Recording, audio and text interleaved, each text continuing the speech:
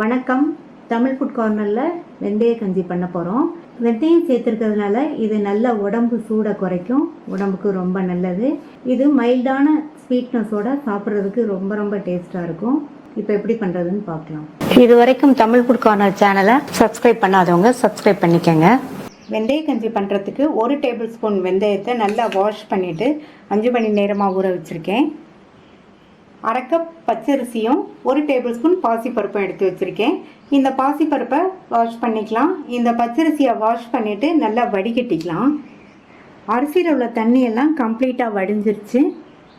இந்த அரிசியை மிக்ஸி ஜாரில் சேர்த்துட்டு இந்த அரிசி 1-2 அரைப்பட்டா போதும். பல்ஸ் மோடில் ஒரே ஒரு தடவை மட்டும் போட்டு எடுத்துக்கலாம்.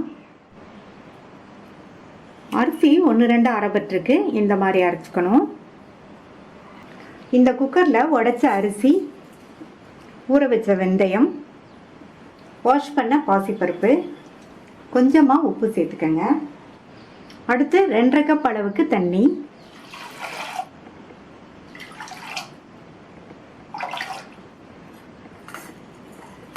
நல்லா கலந்து விட்டுட்டு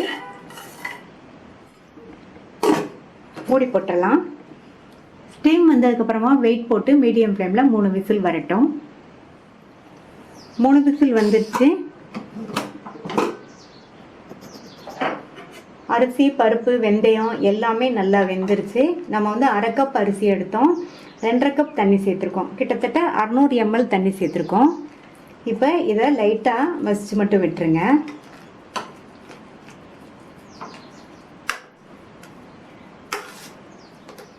இதில் நம்ம அரிசி எடுத்த கப்லேயே 1/2 கப் அளவுக்கு பொடித்த வெல்லம் சேர்க்குறேன்.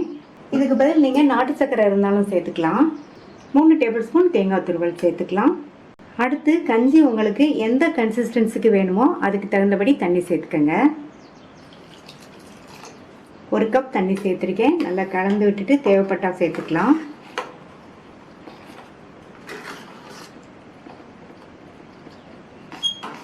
வெந்தய கஞ்சியை இந்த மாதிரி இனிப்பு சேர்த்து செஞ்சு கொடுங்க. குழந்தைங்கள்லேருந்து பெரியவங்க வரைக்கும் எல்லாருமே விரும்பி சாப்பிடுவாங்க.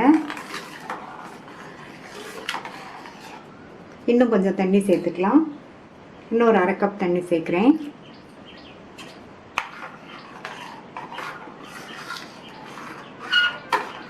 நல்லா மிக்ஸ் பண்ணி விட்டுட்டு ஸ்டவ் ஆன் பண்ணிடலாம்.